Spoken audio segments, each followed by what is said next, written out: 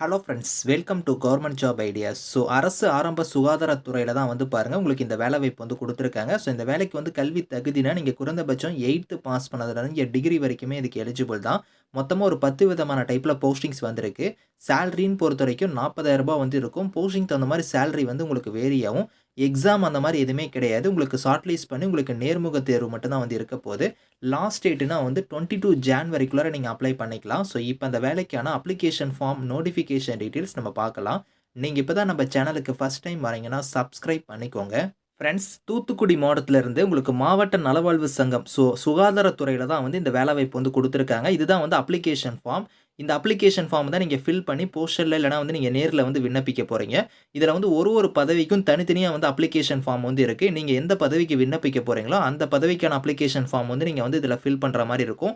இதுல குடுத்திருக்கிற மாரி உங்களோட ஃபோட்டோ வந்து பேஸ்ட் பண்ணிட்டு, உங்களோட நேம்ல இருந்து, உங்களோட தந்தை பேர்ல இருந்து, பிறந்த தேதி, வயது, கல்வி தகுதி, சிறப்பு வகை, ஏதாவது நீங்க ஆதரவற்ற விதவையா, இல்ல விதவையா அந்த மாரி அந்த இத நீங்க இதுல வந்து குறிப்பிடணும். அதுக்கப்புறம் உங்களோட ஆதார் எண்ல இருந்து, ஜாதி சான்றிதழ்ல இருந்து, உங்களோட ஃபோன் நம்பர்ல இருந்து, முன் அனுபவம் இருந்துச்சுன்னா அதுக்கான டீட்டெயில்ஸு, உங்களோட முகவரி இது எல்லாமே நீங்க ஃபில் பண்ணிட்டு, இடம், தேதி, அதுக்கப்புறம் உங்களோட கையெழுத்து வந்து உங்களோட சைன் வந்து இங்க ஃபில் பண்ணிட்டு, அதுக்கப்புறம் உங்களோட சர்டிஃபிகேட்ஸ் வந்து நீங்க இணைக்கணும் அப்படிங்கிறத குடுத்துருக்காங்க. அது எல்லாமே செல்ஃப் அட்டஸ்டடா இணைச்சு தான் நீங்க நேர்லயோ இல்லன்னா தபால் மூலமா விண்ணப்பிக்க முடியும். இதுல வந்து பார்த்தீங்கன்னா, அப்ளிகேஷன் ஃபார்ம் வந்து நீங்க தமிழ்ல வேணுனாலும் நீங்க ஃபில் பண்ணிக்கலாம். அப்படி இல்லன்னா இங்கிலீஷ்ல வேணுனா அதுக்குன்னு தனியா வந்து பாருங்க, இங்கிலீஷ்லயுமே வந்து அப்ளிகேஷன் ஃபார்ம் இருக்கு. நீங்க எது வேணாலும் நீங்க வந்து இதுல ஃபில் பண்ணிக்கலாம்.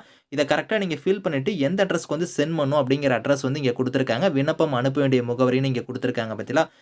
நிர்வாக செயலாளர், மாவட்ட நலவாழ்வு சங்கம், மாவட்ட சுகாதார அலுவலர் அலுவலகம் குடுத்து தூத்துக்குடின்னு குடுத்துருக்காங்க பாருங்க. இந்த அட்ரஸ்க்கு தான் நீங்க 22 ஜான்வரிக்குள்ளார நீங்க வந்து விண்ணப்பிக்கணும். அது வந்து நேர்லயே நீங்க குடுக்கலாம்.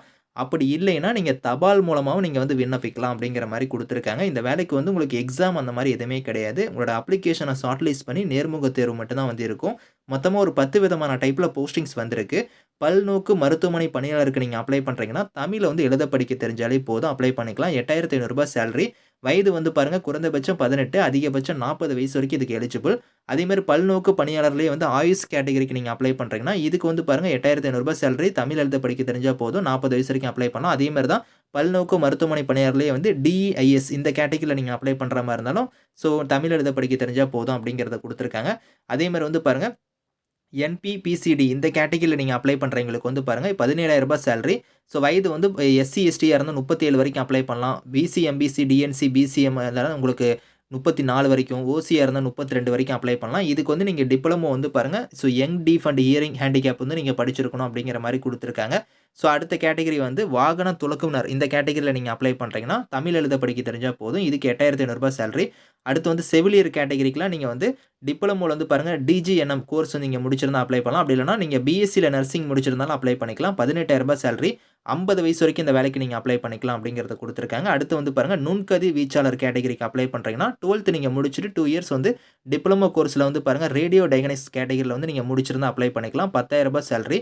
அடுத்து வந்து ஆய்வக உதவியாளர் கேட்டகரிக்கு அப்ளை பண்றீங்கன்னா, 8த் முடிச்சிருக்கணும். அது மட்டும் இல்லாம நல்ல உடற்தகுதியோட நீங்க இருக்கணும். ரூ. 8,500 சேலரி. 30 வயசு வரைக்கும் அப்ளை பண்ணிக்கலாம் அப்படிங்கிறத குடுத்துருக்காங்க.